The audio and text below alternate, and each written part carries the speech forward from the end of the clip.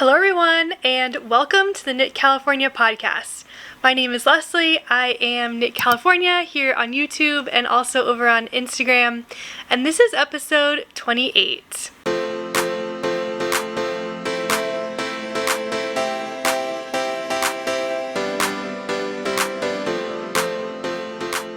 I'm so excited to be back for another regular podcast episode today.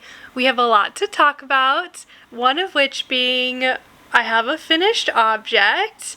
So in this episode, we are going to talk about the Cozy Classic Raglan pattern. I'm going to do my own little review as well as compare this sweater, this finished object, to the first time I knit the Cozy Classic Raglan back in 2021.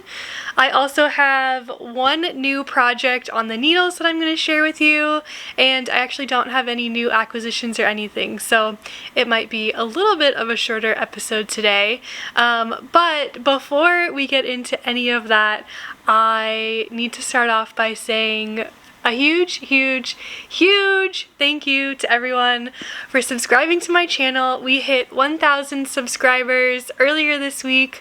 I think it was on Tuesday. So Monday night I went to bed. We were at like 980 something. And I was like, I just know it's gonna happen. I'm gonna wake up in the morning and we're gonna be at 1,000 subscribers. And my alarm went off at 5 a.m.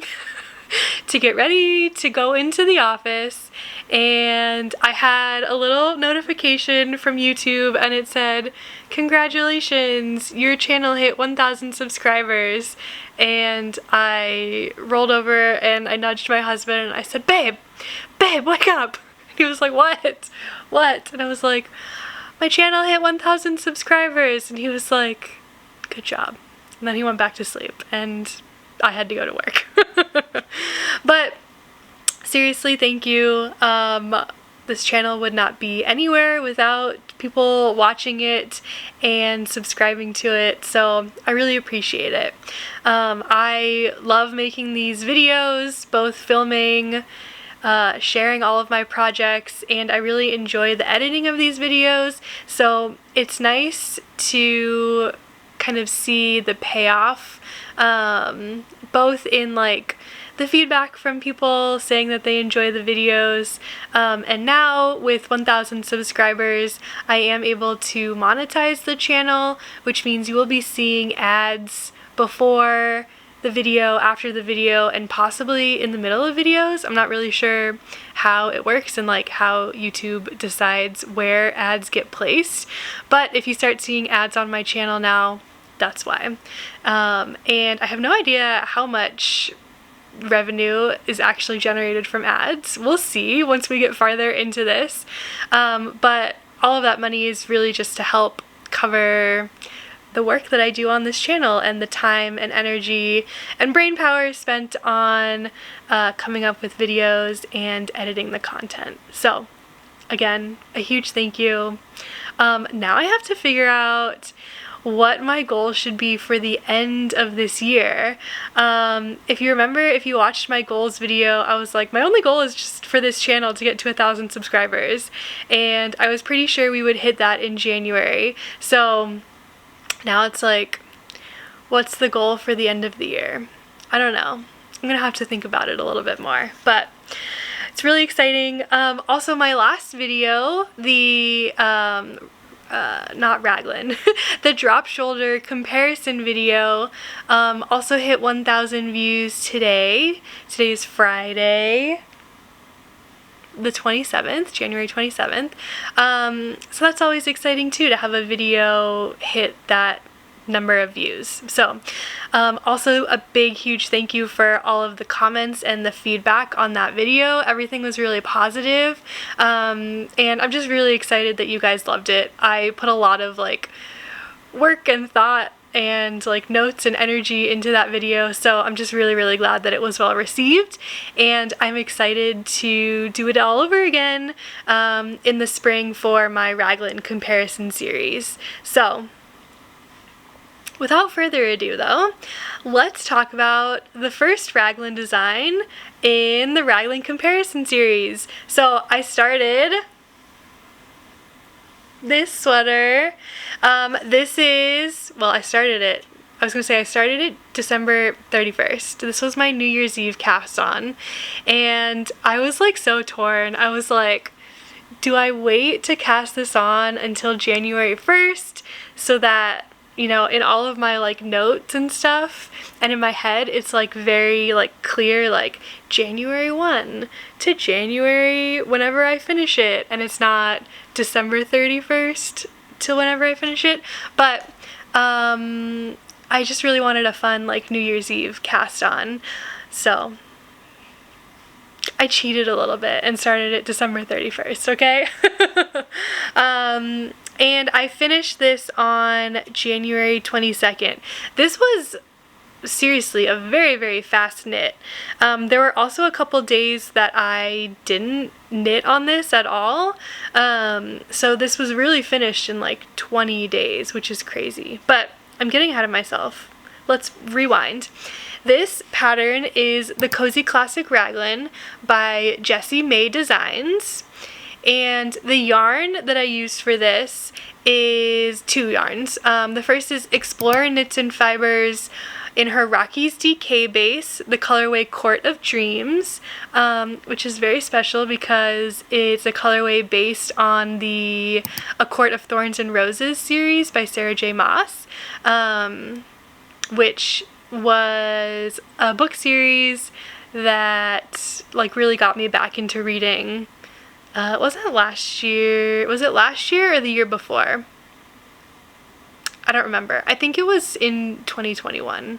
But I had read the books like years and years ago, and then just life stuff happened and I just like stopped reading in general.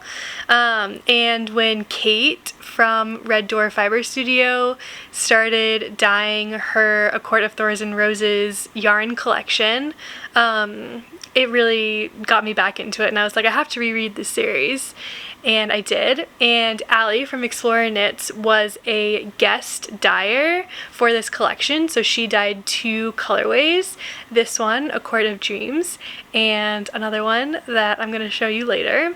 And that's the full circle moment of how this came to be.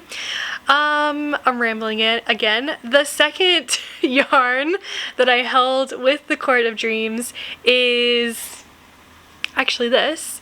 This is Lang Lace Mohair in the colorway Storm Blue, and it's this really, really gorgeous dark like navy blue mohair, silk mohair. That is actually 58% mohair and 42% silk. So this like really high silk content in this just makes the feel of this sweater so good, and it's like so drapey and so soft, silky. I love it. It's great. So I mentioned already, this is actually my second time making this pattern. The first time I knit this was back in 2021. I still felt like a baby beginner knitter. I think this was like, it wasn't my first pattern that I had followed, but like it was my first one outside of like a We Are Knitters pattern, or I had done a knit collage pattern also, where there were like video tutorials and step-by-step instructions every step of the way. And this kind of felt like my first like real pattern, in the sense that like almost every pattern I have followed after this has felt more like this pattern compared to like a We Are Knitters pattern or what I had done before this. But I knew nothing, seriously, when I was knitting this the first time. I did knit a gauge swatch. Here it is. It's beautiful. I even blocked it because I knew you were supposed to do that. Did I actually count the stitches though and see if it matched the gauge in the pattern? Absolutely not. I think I looked at it and I said, yeah, this is gonna make a really nice sweater. And then I just continued on. But let me just show you. Overall, it is a well-constructed garment. It is knit. There aren't any major issues. I even alternated skeins. Look, you can see the line down the back. I did the tubular cast on at the collar. I did the sleeve decreases down the arms. I did everything. Did I do the waist shaping? No, I did not. I think I was like, no thank you to waist shaping. I did the called for lifted increases that, let me tell you, those gave me so much trouble. I think I had to start this over like 3 or 4 times because of these lifted increases. Like they turned out, I kept messing them up and I was like, these are the worst. But we eventually figured it out. I don't see any mistakes on my lifted increases, but as good as it looks, kind of with just me holding it up, when I put it on, it doesn't fit right. It fits. I can wear it. It definitely does not have 4 to 6 inches of positive ease. In fact, I think it's at like 0, maybe even a negative ease, especially to where I am now. I was less weight when I knit this 2 years ago, so it was probably about right. Or about at 0 ease at that point, but now I think it's actually at a negative ease. The arms are extremely tight. You can see they're just like really, really tight on my arms, and it's like not comfortable. The body is also pretty short. It actually might not be that much of an issue if like there was more circumference, if there was more width. Because I think kind of that shape where it's like short and cropped but wide looks a little bit better for me compared to just being like tight and short. Then it just feels like it doesn't fit. So the other thing about this sweater that I don't like is the yarn pooling. You can see, whoop, you can very clearly see like where I changed skeins.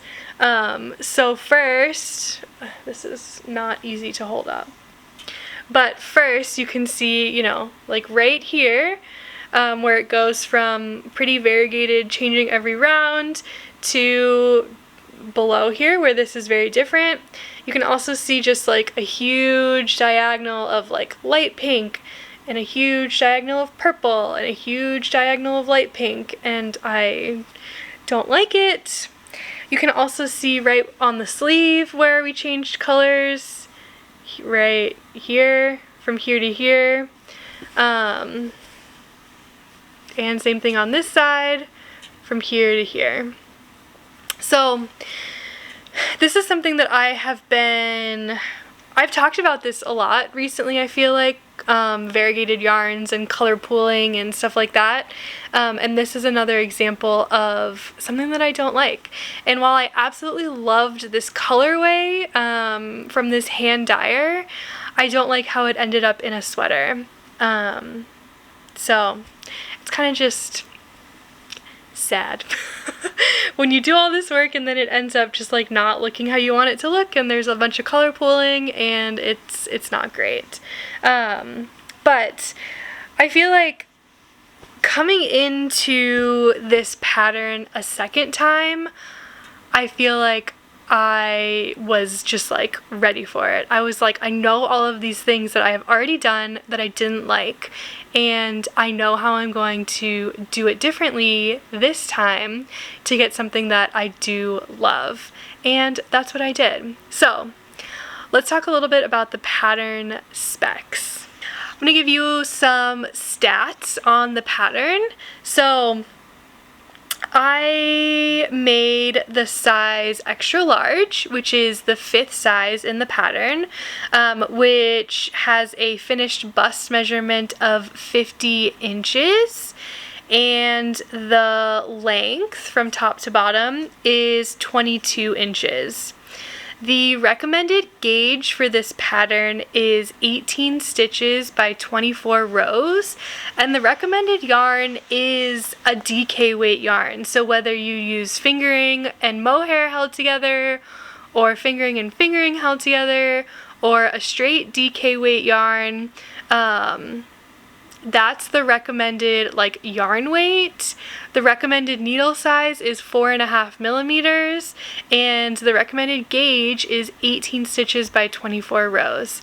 So this is something that we have to talk about, because if you watch the drop shoulder comparison video, you might remember, I'm gonna refresh you, all of those patterns were also a DK weight gauge, and all of the gauges for those patterns were between 20 and 22 stitches per 4 inches on a 4 millimeter or a 4.5 millimeter needle.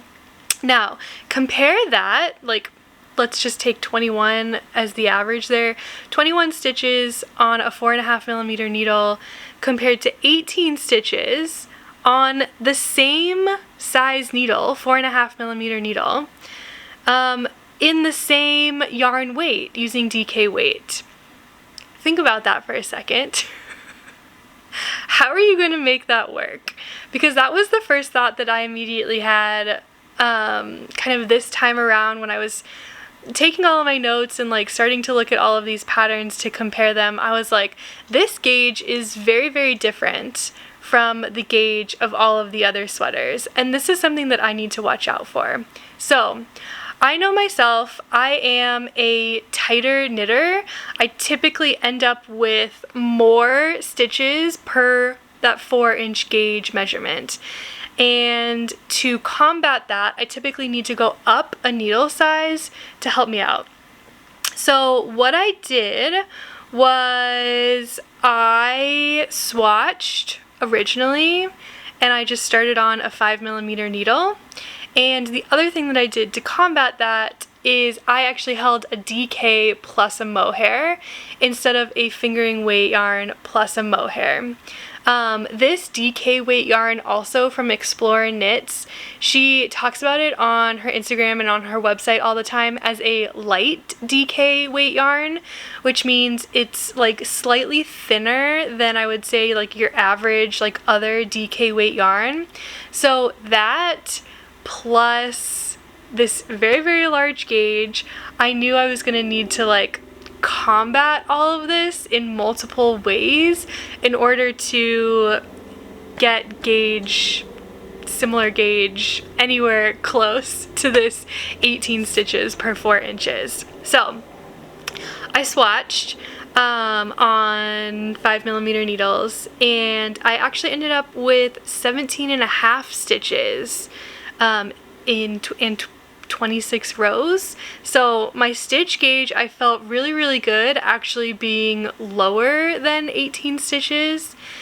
My row gauge was a little bit more, which just means that I might need to like knit longer in order to get to the same measurement, which is fine. I feel like I have to do that a lot anyways, so I wasn't really worried about my row gauge at this point. So that's what I went with. I ended up knitting this on a 5 millimeter needle. The ribbing I think she suggests a 3.25 millimeter, and because I went up in my body needle size, I also went up in my ribbing needle size, so I used a 3.75 millimeter for the ribbing. This pattern in general has a lot, and I mean a lot, of information in it. On the very first page, it talks you through choosing a size, and what it recommends is an amount of positive ease that's 4 to 6 inches of positive ease. I actually decided to go up from there. If I had stuck with that, I would have ended up making a size large, or the 4th size in the pattern, which would have given me a 46 inch final garment, which would only be 6 inches of positive ease. I knew from making all of those drop shoulders that I really prefer something larger at like 10 inches of positive ease, and so that's why I decided to size up and go with the size extra large for 50 inches final measurement and 10 inches of positive ease. So that was my thought on sizing post swatching and like before starting the sweater. We'll talk about the size that this actually ended up being at the end, when I after I go through the rest of my like notes and thoughts that I had while knitting this sweater, because as much as you can plan, or at least I can plan and try to figure out what size I'm gonna make, the end, it always just ends up how it ends up, and it rarely ends up how my plans wanted it to end up. So we'll talk about that in a minute. Like I mentioned earlier, since this was the second time I'm making this pattern, I knew exactly what I wanted to change and exactly what I wanted to do differently this time around to get something that I knew would fit me better and that I would love wearing. So I'm going to walk you through all of those things. This pattern calls for a tubular cast on, which has you do like a provisional cast on with waste yarn. It has you do a couple of setup rows before you even get into like actually knitting the 1x1 ribbing here. And while it looked good, that originally took me so long to figure out. I had to redo it multiple times. I really had no idea what I was doing, and I felt like it was a waste of time, and I didn't want to do it again. So I recently learned the 1x1 rib cable cast on, and that is what I did here at the collar. It is very, very stretchy. It looks like a tubular cast on or a tubular bind off, and it's not a long tail method, so you don't need to estimate any amount of yarn that you're going to need for the whole way, and it's beautiful. It's perfect. So this is one of my new go-to cast-ons for ribbing at this point, especially if like it's not going to be a folded collar or anything like that. It's going to be visible. So really, really happy with how that turned out. The second thing was the increases. So the pattern calls for lifted increases. This is like the right lifted RLI, right lifted increase, LLI, left lifted increase, and I just remember having a terrible, terrible time with these before, and I was just like, you know what? I like make one rights and make one lefts, so I'm going to modify the pattern to use those. And I did. So instead of the lifted increases, I did a make one right, a knit one, and a make one left. I did need to modify slightly kind of where my stitch markers sat for the raglan increases because of that extra stitch that's incorporated into the raglan, but it wasn't too difficult to figure out. And actually the pattern that I'm currently working on right now, the Lento, while it does not use make one right and make one left, it does something very similar. So something to keep in mind if you like have other Raglan patterns in your library that use different increases, you can kind of read through them and see how they set up the Raglan stitch markers and increases if you want to change something from one pattern that you don't like. So that's what I did here. I also used helical knitting, and this was to help alternate skeins so that I didn't get any weird color pooling like I mentioned earlier that I absolutely hate. And I am very, very, very, very happy with this sweater.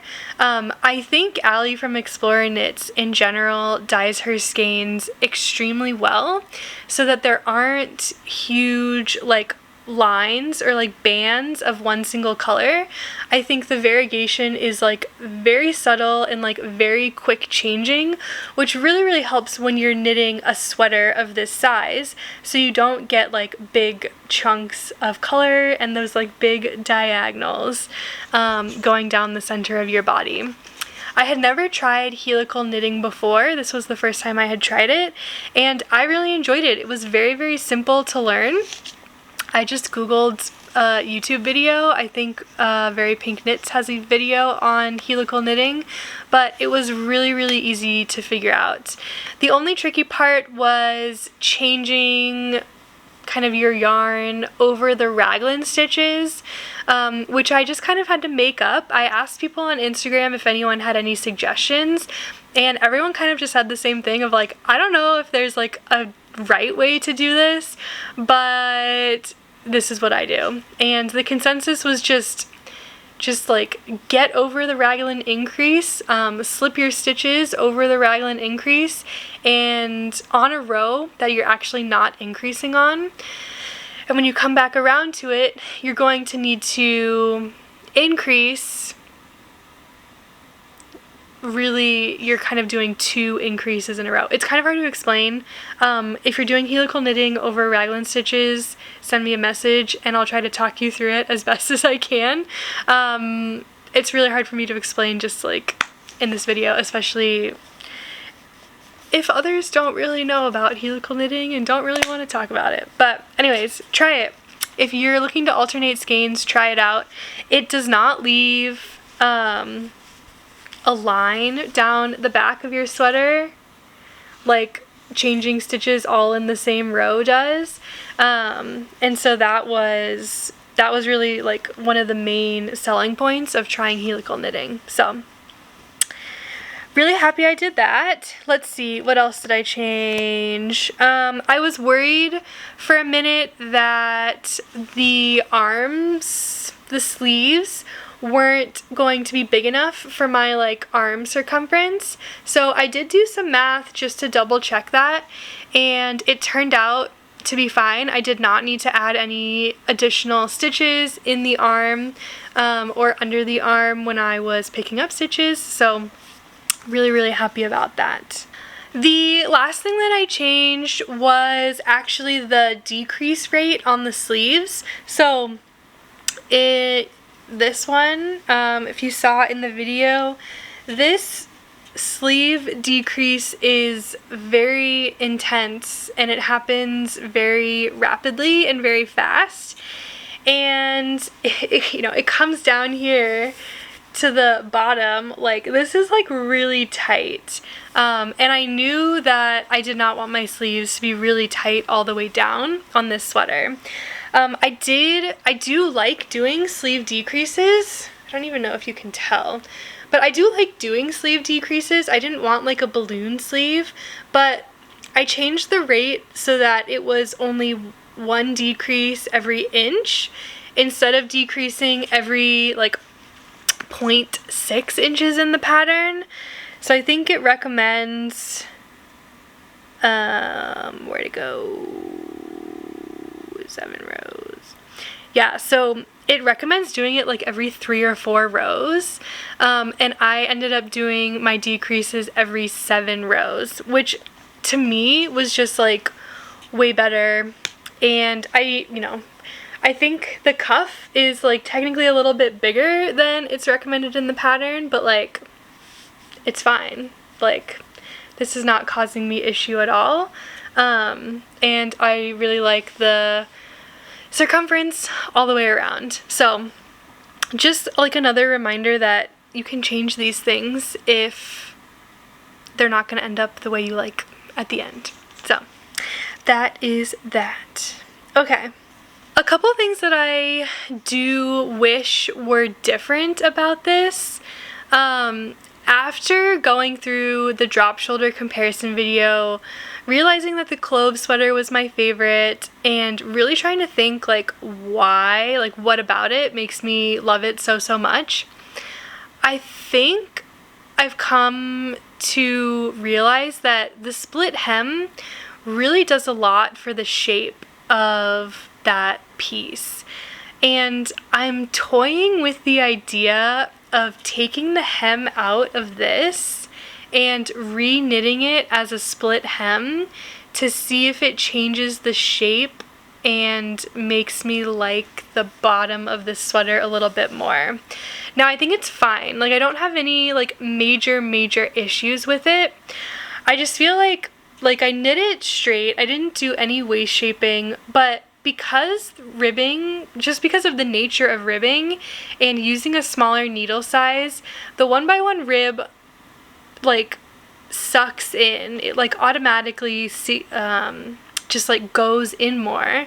That's just its nature. And so it definitely hugs my hips like at the point where it hits me. Again, not a huge issue, but on the clove sweater, it doesn't do that because of the split hem. It like really keeps it, the shape, just like flat all the way down. And I don't know why, but I just kind of really like that. So it's something I'm considering. I don't know if I'm actually going to take the time to do that on this sweater. I might like modify one of my upcoming sweaters to do a split hem to like see if my theory is actually true, and that's what I'm really enjoying about it. But we'll see. I'll keep you posted with what I decide to do. Okay, so those are all the things that I changed about the pattern, and one thing that I wish was a little bit different. So let me talk to you a little bit about sizing and how this actually ended up. I was going for that 10 inches of positive ease. I had swatched, like I said, my swatch gauge was 17.5 stitches per 4 inches. And after blocking this, I took all my measurements again, and this is how it ended up. My final gauge ended up being 19 stitches per 4 inches. So how that changed from my swatch to the sweater, I don't know. But again, I ended up with a gauge that was smaller than it was supposed to be. So that led to the final width, the final circumference, being less than I wanted it to be. I actually ended up with a 46-inch circumference instead of a 50-inch circumference, which, fun fact, was the size that is recommended for the pattern, right? She recommended like 4 to 6 inches of positive ease, and I ended up with 6 inches of positive ease. So I don't know why this always happens to me. I feel like it does, but I'm not mad about it. Like, do I wish it was a little bit more? Yes, I do, but am I still gonna wear this? Yeah, all the time. I really love the like dark blue. I think these darker colors look really good on me.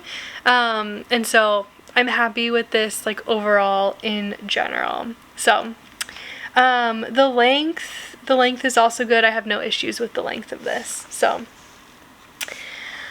that's the Cozy Classic Raglan. A lot of people recommend this pattern to beginners, especially if they're looking to make a raglan sweater for the very first time. And like, I have mixed thoughts on whether or not this would be one that I would recommend to people for their first raglan sweater.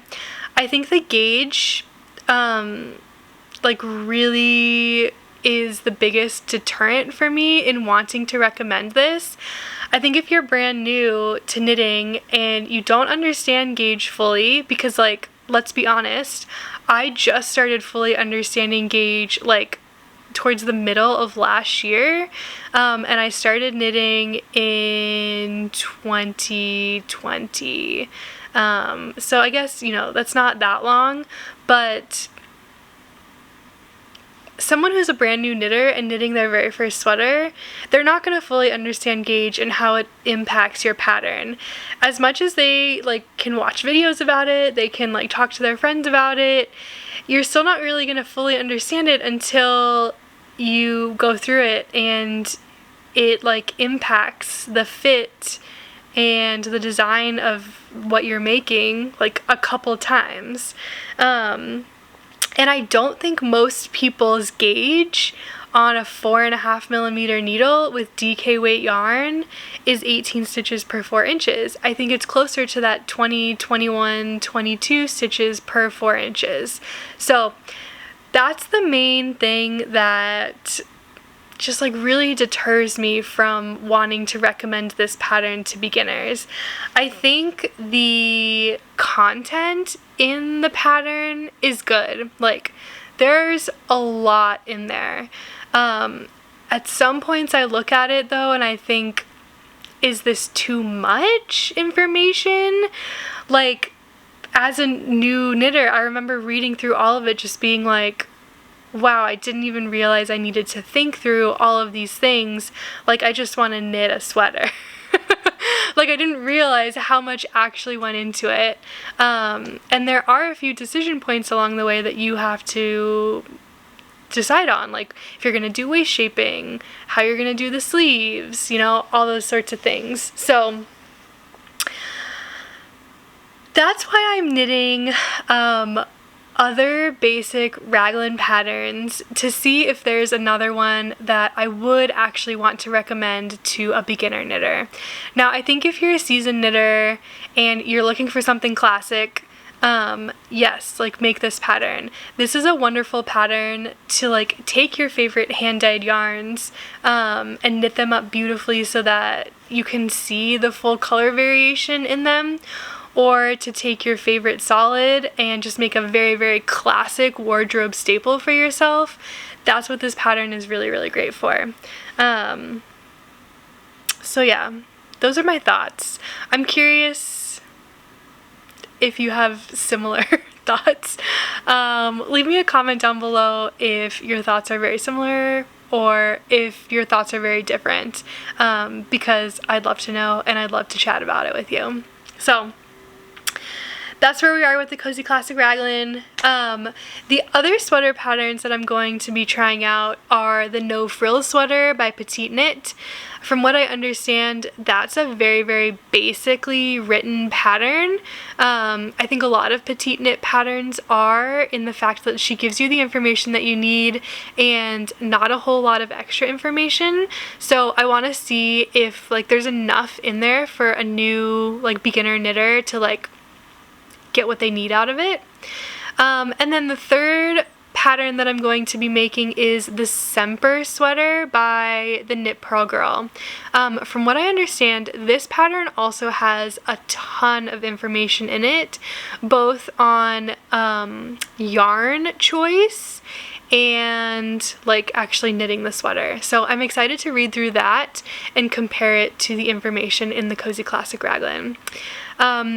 So those were the three that I had originally picked, and I decided to go rogue with my next cast on and not choose either of those. And I'll tell you why afterwards, but I decided to cast on something else. Now, this is a classic Raglan shape. It is a little bit different in gauge again and like kind of yarn recommended, but it is a classic Raglan pattern, so I think I am going to include this in my comparison video and we will end up with 4 patterns that we're comparing. But the pattern that I decided to cast on once I was finished with this is the Lento. And let me get you the designer's name because I keep forgetting. The Lento pattern is by Jonna Hietala. I'm really sorry if I butchered that. And this was originally published in a Lina magazine. So there's a couple things with this. The fact that it was originally published in a magazine means that there's going to be just less information in this pattern in general. When you're publishing in a magazine, like, word count is scarce, right? You have to fit it all in a certain number of pages. And it's something that I've kind of already noticed. Like, the collar is a folded collar. And I'm just like reading through this again because it kind of just blows my mind. But nowhere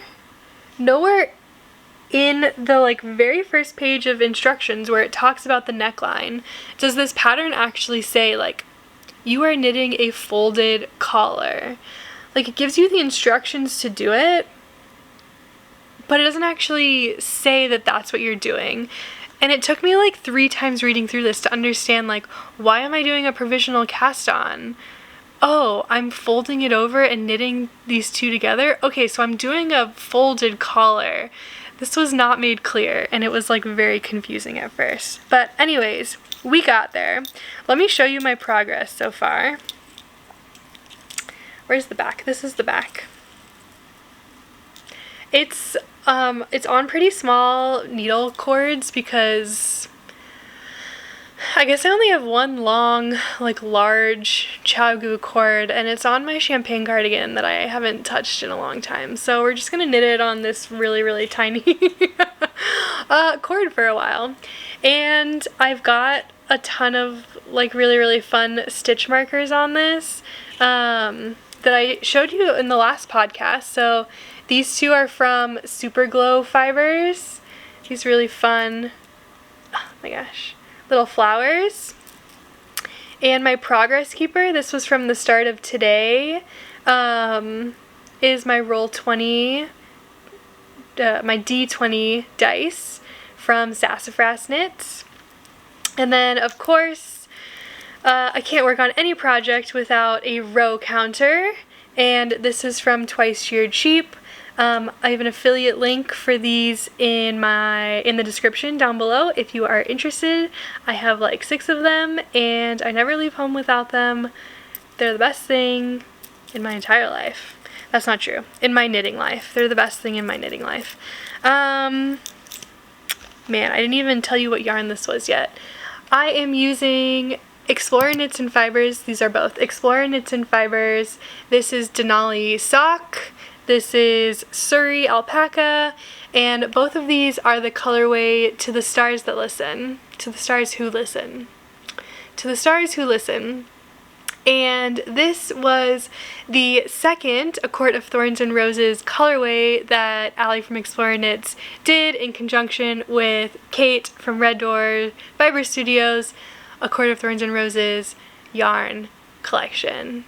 Anyways, so this is the Court of Dreams colorway, and this is To the Stars Who Listen, and they actually coordinate very well. I don't know if you can see it, but they're like this turquoise teal color is in this colorway, and it's just gorgeous. I mean, this is just like the depth of color in this skein, in this colorway, is so beautiful, and I'm holding them together. We can see that like the Surrey yarn is different. Like, it's like these two colors are different. This is much darker and has a lot more depth. This is all lighter, kind of like summery a little bit. But when I swatched for this, I felt like the two colors actually like marled really nicely together, and you got glimpses of both the dark sock and the light Surrey at the same time. And I'm really, really happy with how this is turning out. And I know this is the case because, like I said, the gauge on this is large. This is 15 stitches per 4 inches. So that's even bigger than this, which was 18 stitches per 4 inches. And so I knew with this, like, working on really large needles, I'm actually knitting this on 6.5mm needles, with this large gauge, that I would be able to see more of the sock yarn come through compared to if I was knitting this on a much tighter gauge. Maybe all I would be able to see is like the fuzz from the Surrey. So that's my thoughts on this. I didn't even realize that Rebecca from the Crayabea has a Lento knit along going on right now. It's called Let's Lento. So obviously now I'm joining in on that, and I'm excited. I think this is going to be really nice. This like Surrey yarn is very, very soft and lightweight, and it's very, very fluffy. So, you know, remember how I talked about my folklore Oslo sweater being like a fluffy cloud? This is also going to be a fluffy cloud. So I'm excited with it. My goal, let's see, I'm almost halfway through the yoke, although as you know, as you get farther and farther, the number of stitches like increases dramatically. So my goal was to finish the yoke by the end of this week, and I just don't know if we're going to be able to do that, if I'm going to be able to do that with like all the stuff we've got going on this weekend, but that's okay. I kind of cast this on a whim, so I'm hoping I'll finish this like mid-February, and then I'll be able to cast on one of my actual planned projects. But I did have this yarn in my stash, and I have 3 skeins of each. So that was another thing, was like I only had 3 skeins of each, and because the gauge on this sweater is so large, I knew that I wouldn't need as much yardage to complete it. So I was like, I should have enough yarn of both of these skeins, both of these colors, to complete this full sweater. So I'm excited about that. Yeah, very, very, very, very excited about that. It was just like, as I was finishing up this Court of Dreams sweater, I was just like, man, that turquoise, like I just can't get that turquoise out of my head. And I think a part of it also was this. My best friend Sarah gave me this as a Christmas gift, and I have been using it since like basically Christmas. And it's like, it's the same color. Like, these are the same color. So I think that really just inspired me to need to cast it on immediately. So everybody drink your water. So that's that. Like I said, the next things that I was supposed to cast on as part of my 2023 Raglan knitting plans were these 2 yarns. This is going to be the Semper sweater, and this is going to be the No Frills sweater. And I'm just like having feelings about these yarn sweater quantities that I have. I'm like not fully sure if I'm in love with these colorways anymore. I might need to swatch them. I might need to swatch them just to like see how they knit up. This one I am worried. I'm worried about the variegation, and I'm worried about color pooling. And this one, it's really like washing out with my ring light. Ring light is supposed to help the color, not wash it out, but I don't know. This is kind of similar to this skein also, I feel like doesn't have as much color. I don't know. This is kind of similar to Fia that I just used for my Dear Duomo, and I kind of realized like I don't know if I want another like white sweater. So I'm thinking, I'm considering, we're gonna swatch, and I'm gonna see how I feel with the swatches of both of these. But if I don't like them, I'm considering destashing these and using other yarn to make those sweaters. I have my Sorella wine bottle green that I think would look beautiful as a classic raglan sweater, and this is in DK. I also have, oh, this colorway is so good. I also have this from Red Door Fiber Studio. It's her colorway Unrequited Love from the Book Tropes collection. This is in sock, her sock base, so I could theoretically hold this double. And I can try to like, you know, this, I can try to like do some knitting math and work with my gauge to like make sure I get a gauge that I really enjoy. So like that's an option.